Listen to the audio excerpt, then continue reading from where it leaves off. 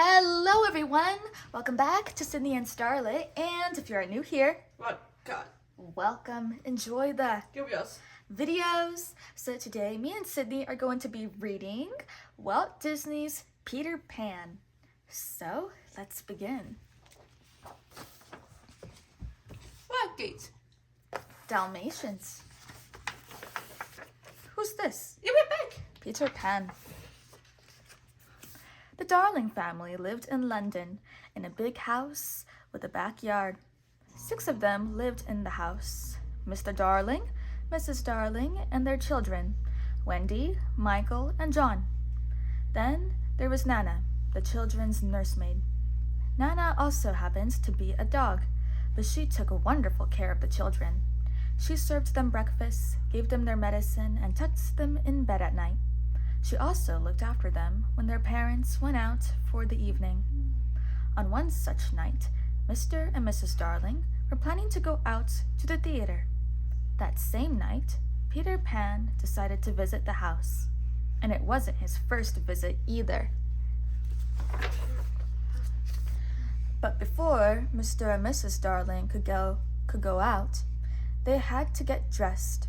Mr. Darling was upset because he could not get his tie just right. Although he was quite a clever man, Mr. Darling sometimes had trouble with simple tasks, such as getting dressed. That night, he was even more upset because his children had drawn a picture of a treasure map on his shirt front. Luckily, Mrs. Darling had been able to get the chalk marks out. Still, Mr. Darling shouted at his children, and he even shouted at poor Nana, who hadn't done anything wrong. Not even Mrs. Darling could calm him down. Meanwhile, Michael and John were playing with cardboard swords, pretending they were Peter Pan and Captain Hook. "You thought you could escape, Peter Pan, but now I've got you," said John as they jumped across the bed. Mr. Darling called the story of Peter Pan Poppycock and Fiddle Faddle, but the Darling children believed that he was real. You're getting too old for this nonsense," Mr. Darling told Wendy. "This will be your last night in the nursery. Tomorrow you move to your own room." Wendy was not happy to hear this, and the whole family was unhappy when Mr. Darling decided to tie Nana outside for the night. After Nana was tied outside and the Darling children were tucked in bed and kissed goodnight, Mr. and Mrs. Darling left for the theater. Immediately after they left, Peter Pan slipped into the window of the nursery. It seemed that he had visited the nursery a few nights earlier. He liked to sit in the shadows and listen to the wonderful stories Wendy told her brothers. However, on his last visit, Peter had gotten separated from his shadow, and Nana wouldn't give it back to him. Wendy was thrilled when she woke up and saw Peter leaping across the room, chasing after his shadow. But she wasn't thrilled when she felt a tug at her hair. "Ouch! Who's doing that?" squealed Wendy. It was Tinkerbell, the little pixie who followed Peter wherever he went. "Stop that, Tink!" he ordered her. When Peter finally caught his shadow, Wendy offered to sew it back on for him. He told her how much he liked listening to her stories.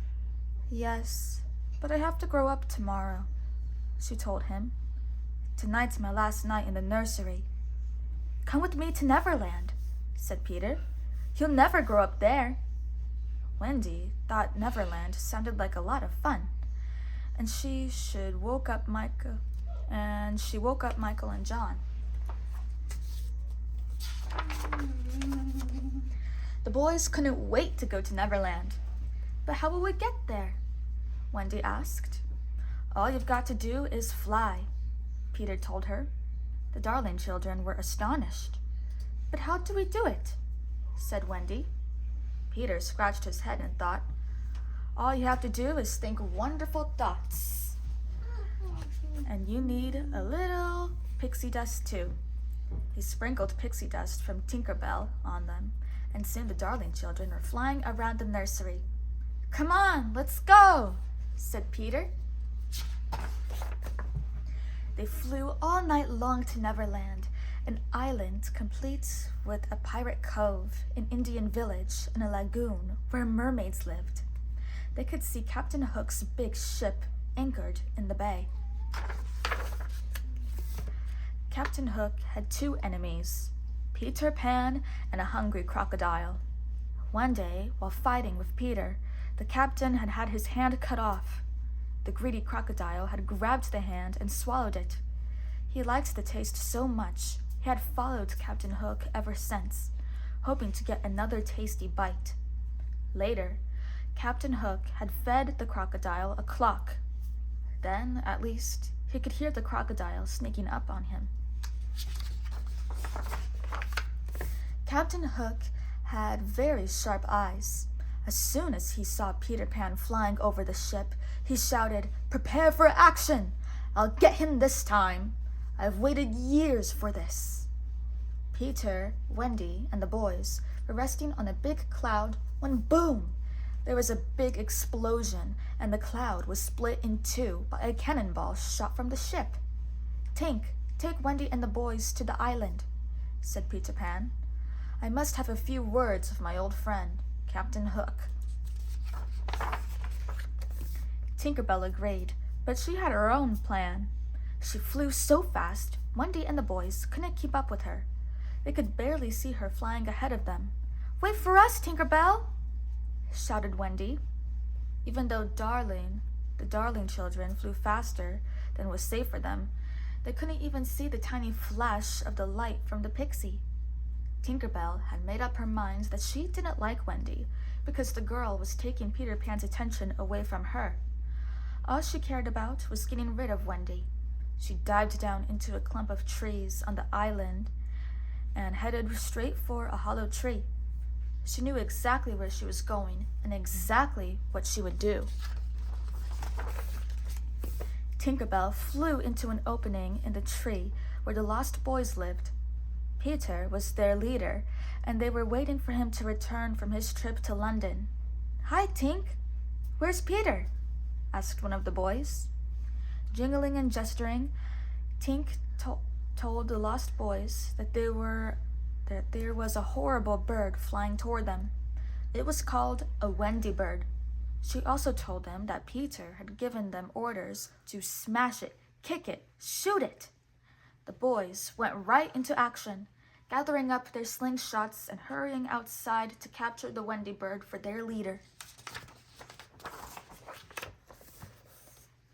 When they saw Wendy and her brothers flying overhead, the Lost Boys aimed their slingshots and started shooting rocks at them.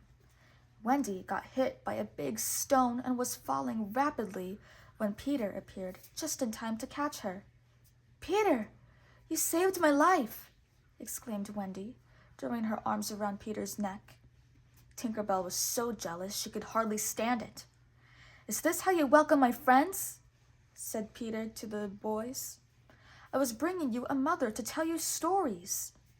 The boys were ashamed of themselves. One of them spoke up. "But Tink said you wanted us to shoot the Wendy bird down." Peter turned to Tink. "Is that true? Did you really lie to the boys?" Tink didn't answer, but her face gave her away. Even Wendy felt sorry for Tinker Bell.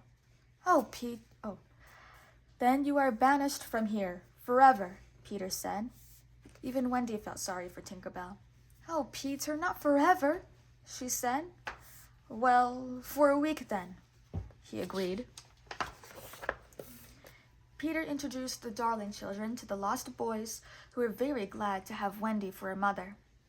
Then, in order to help her forget what had happened, Peter offered to take her on a visit to Mermaid's Lagoon. Wendy was thrilled, for she had never met a mermaid before. Meanwhile, John led the Lost Boys and Michael in a game of Follow the Leader, under waterfalls, over bridges, and across streams. Life in Neverland seemed to be one long and delightful game. But as the boys followed the leader, they didn't know that they were being followed as well, by Indians. The Indians didn't make a sound, but John noticed something in the sand. "Look, a footprint," he said. A very big footprint, added one of the lost boys. They didn't see an arrow that whistled behind them and landed in a tree, and they didn't notice the eyes appearing at them from behind the bushes. But they did notice when the Indians jumped out and grabbed them. The braves carried the children back to their camp. Michael and John were very frightened when the Indians began to play tom-toms and sing war chants. The lost boys explained a game they played with the Indians. When the boys captured the Indians, they let them go. When the Indians captured the boys, they let them go. "Not this time," said the chief. "Where did you hide Princess Tiger Lily?" The boys hadn't seen the Indian princess, but the chief wouldn't listen. "If Princess Tiger Lily is not back at sunset, you will burn at the stake." Meanwhile, Peter Pan and Wendy had reached Mermaid's Lagoon. "Oh, Peter, just imagine! Real-life mermaids!" exclaimed Wendy. Some of the beautiful creatures were swimming in the crystal-clear water. Others sat on rocks, sunning themselves or combing their long hair. Peter introduced Wendy to the mermaids, but the mermaids were not glad to see Wendy. Like Tinkerbell, they were jealous of the girl. One of the mermaids laughed at Wendy. "Look, she's wearing a nightgown," she giggled. "Come on, leave her alone," Peter told them. Suddenly, there was a strange noise. "What is it, Peter?" asked Wendy. "Pirates," Peter whispered as they rushed to hide behind the cliff. Captain Hook's first mate, Mr. Smee, was rowing a small boat. "It's Hook. He's captured Princess Tiger Lily. We've got to save her," Peter added. "Where are they going?" asked Wendy. "It looks like they're taking her to Skull Rock," Peter explained. "There's no time to waste." Hiding inside the cove, Peter and Wendy saw the pirate boat pass close by. There were 3 figures in the boat: Hook, Mr. Smee, and Tiger Lily. Her arms were tied. Peter and Wendy listened carefully to what the pirates said. Hook had brought the Indian princess to the rock to die when the tide rose. Captain Hook gave Tiger Lily a choice. "Tell me the hiding place of Peter Pan, and I shall set you free." Tiger Lily listened, but she didn't say a word, so Hook continued. "If you won't tell us, we will have no choice but to leave you here. And you know what will happen then. The water will slowly rise to your knees, to your arms, to your chest, and finally to your head. And then it will be too late for you, Tiger Lily." Still, the Indian princess did not say a word. Wendy was impressed that Tiger Lily was so brave, even in the face of death. "Watch this, Wendy." Peter Pan jumped in the air and landed on Hook's boat. When the pirate saw him, he was overcome with rage and pulled out his sword. But Peter was fast. He jumped on the blade and bounced up and down as if he were on a spring. The fight that followed was fierce, and neither Peter nor Hook would give in. "Blast you, Pan! I've got you now!" snarled the pirate captain. As Hook thrust his sword at the boy, Peter leaped from rock to rock. "You haven't caught me yet," laughed Peter. Hook began fighting harder, even harder. Just when he was about to win the sword fight, Mr. Smee called out, "I say, Captain, do you hear something?" Sure enough, the tick-tock of the crocodile's clock was moving toward Captain Hook. "Smee! Help!" shouted the pirate. As he lost his balance, he found himself hanging by his hook just above the crocodile's open jaws. "I'm coming, Captain! I'm coming! Hold on!" Smee was rowing as hard as he could. His hook slipped down into the jaws of the hungry crocodile. With all his might, he fought the crocodile, but he knew he wouldn't fight much longer. "Now, Smee, now!" shouted the terrified pirate. The crocodile's jaws were just about to snap shut. While Hook was fighting for his life, Peter swam to Tiger Lily and saved her just in time. All he could see was a little feather pointing out of the water. "You must have been scared to death," Peter said. Tiger Lily thanked Peter for saving her life. Just as he lifted her out of the water, they saw Mr. Smee rowing Captain Hook back to the ship as fast as possible. The crocodile was swimming right before them. Wendy joined Peter and Tiger Lily, and they all flew back to the Indian village. When they got to the village, the first thing they did was greet Tiger Lily's father, the big chief. The chief called Peter Mighty Warrior and made him an honorary Indian to thank him for saving his daughter's life. Then Peter and the chief sat in the teepee, and Peter wore a big feather headdress. The children were set free and joined in the festivities. As the Indians played the tom-toms, a dance was held around the totem pole. Everyone had a wonderful time, except Wendy, who sat to one side, thinking that Peter hadn't paid any attention to her since he had saved Tiger Lily's life. Wendy was relieved when Peter announced it was time to go home. John was the leader once again, and the lost boys sang as they followed him through the forest. They were all feeling happy and triumphant. Little did they know that Captain Hook had a new plan to destroy Peter Pan. This time he would use Tinker Bell to help him trap his enemy. Hook had learned that Tink had been banished by Peter. "Trap her, Smee," commanded the scheming Hook. "She may help us do what we want." Tinker Bell was still in exile for all her problems. She wanted revenge, but she hadn't come up with any ideas yet. When Smee found the tiny pixie, he took off his cap and trapped her in it. Captain Hook would like to thank you. Oh, Captain Hook would like to have a little chat with you," he chuckled. "Welcome aboard, Miss Bell," Hook said. "Tomorrow I leave the island forever, but I bear Peter Pan no ill will. I know that Wendy is to blame. We must try to save Peter from himself." Tink was interested in what Hook had to say. "We'll kidnap that girl until he comes to his senses. But we don't know where he lives," Hook told her. Tink hesitated. "After all, if I don't know where he lives, how can I find Wendy and get rid of her?" Hook asked. This made a lot of sense to Tinker Bell. Hook could hardly contain his glee as Tinker Bell pointed out Peter's hideout on the map. "Thank you, my dear. You've been most helpful," said Hook.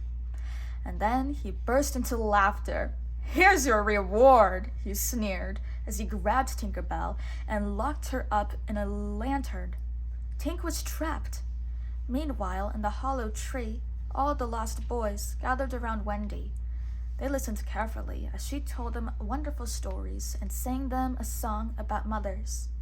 Some of the boys had been away from home a long time and could barely remember their mothers, but suddenly they felt sad and longed to go home. Some of the boys even cried at the sad stories. Just outside the tree, the pirates were getting ready to attack, but when they heard Wendy's stories, they stopped to listen. When Wendy sang about a mother's love, even the tough pirates could not help but cry, thinking about their own mothers, now so far away. When Wendy finished, all the boys decided they wanted to go back to their own mothers. Peter was angry. "You can go if you want. I'm not holding you here," he told them. "But I warn you, if you go back, you'll grow up and you'll never be able to return to Neverland." The lost boys didn't hesitate. It seemed to them that even growing up wouldn't be so bad if you had a mother to care about you. They all hurried up the stairs. Wendy stayed behind to say goodbye to Peter. "You could come with us too," she told him, but Peter chose to stay in Neverland. Although Wendy was sad to leave Peter, she was looking forward to flying back home to London. But as soon as she was outside, she discovered that all the boys had been captured by the pirates. "Grab her and tie her up," shouted one of them. And Wendy was captured, tied up with thick ropes, and carried away through the dark forest. "Captain Hook will be happy to see you," sneered one of the pirates. Neither Wendy nor the boys knew what their fate would be once they reached the pirate ship. The pirates carried their prisoners onto the ship. "First, we were captured by Indians, and now we are captured by pirates," thought John. The pirates tied all the children to the big mast. Michael missed his teddy bear already. "Whoever makes the first move will be in trouble," growled one of the pirates. "Yo-ho for life of a pirate," they all began to sing. The boys trembled as they watched the pirates. Even when they danced, the big, rough pirates looked mean. "How will we ever get off this ship?" the children wondered. Hook was seated at one end of the ship, and all the pirates sang in chorus, lifting their skull and crossbones flags high in the air. "Mr. Smee," ordered Captain Hook, "bring our captives here at once." "What will he do with us?" thought Wendy, as she and the boys huddled together. "Perhaps he'll set us free," Wendy thought. Smee then announced that their lives would be spared on one condition. They would have to sign up and become pirates on Captain Hook's ship. "Never," said Wendy. "We won't do it." "Then you'll have to walk the plank," sneered Hook. "Peter will save us," said Wendy. "We've left a little present for Peter Pan," said Hook, "and when he opens it, he will be blasted out of Neverland forever." Meanwhile, inside Captain Hook's cabin, Tinkerbell heard Hook describe his plan to get rid of Peter Pan. Even though she and Peter had argued, she realized that only she could save him. She had to get free and warn him. So she broke through the glass of her lantern prison and flew away. Back in his hideout, Peter was playing his flute. Then, for the first time, he noticed the package that had been left there by the pirates. There was a little note on the present, which read, "To Peter Pan, with love from Wendy." Peter couldn't wait to see what was in the package. He could hear ticking inside, which made him feel even more curious. Tink, who had flown as quickly as she could, was just in time to grab the package from his hands. She flew away with the heavy box as fast as she could. Tink had just taken the package away from Peter when the bomb exploded. Peter was not hurt, but at first he could not find Tinkerbell. "Tink, where are you?" he cried. Then he heard her tinkling sound. She was all right after all. "Tink, you mean more to me than anyone in the world," Peter told her. But she was still worried. She told Peter that Captain Hook had kidnapped Wendy and the boys. There was no time to waste. The children would walk the plank unless Peter saved them. Peter jumped up.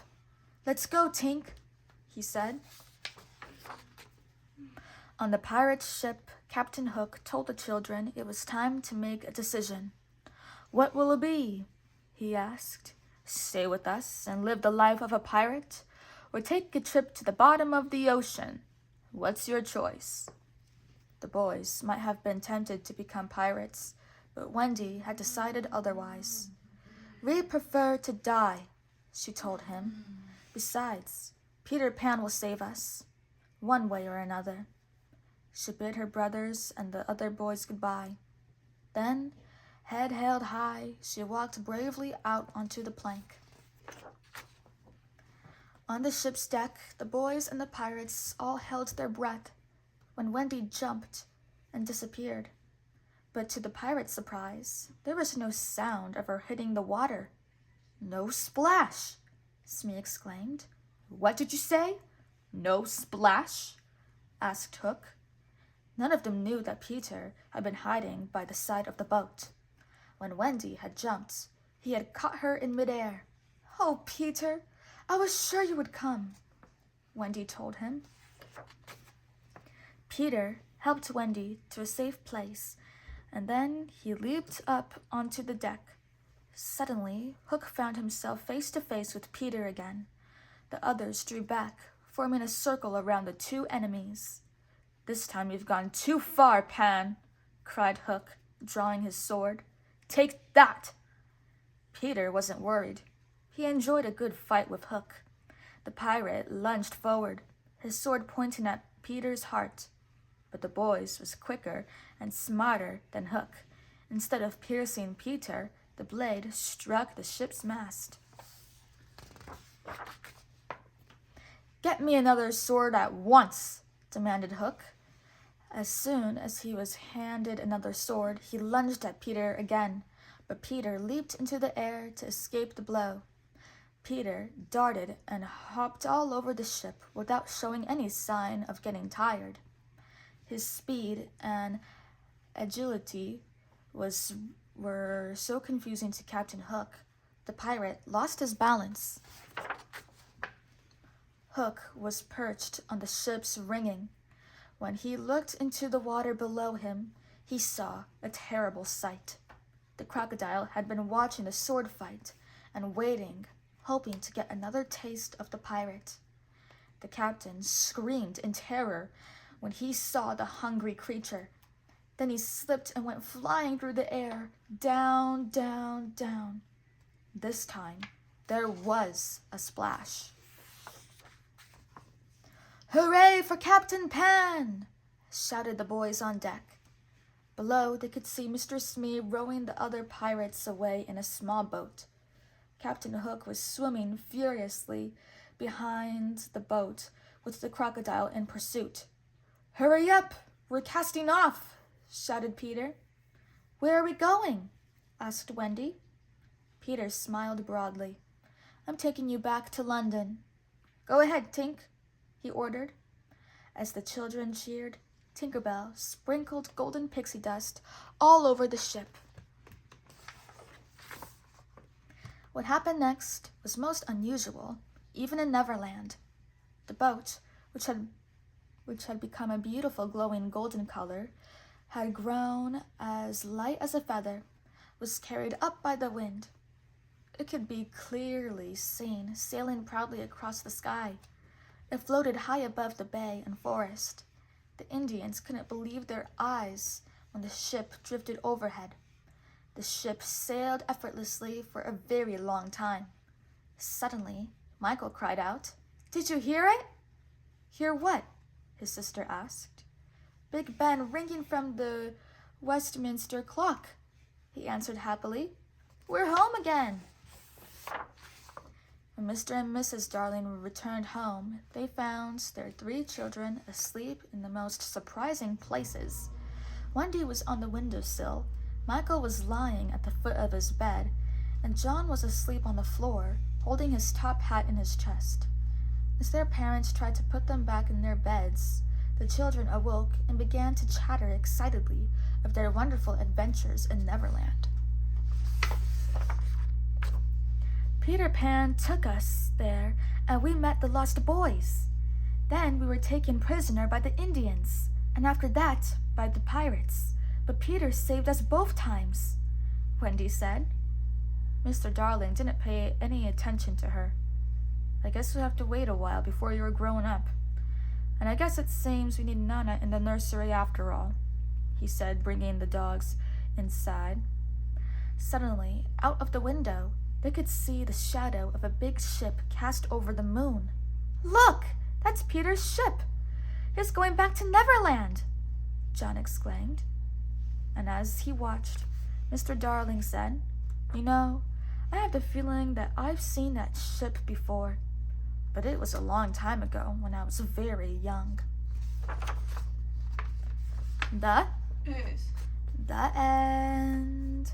So that is it for today, everyone. I really hope you all enjoyed it, and we'll see you all next time. Bye-bye. Goodbye. Pick out your favorite page.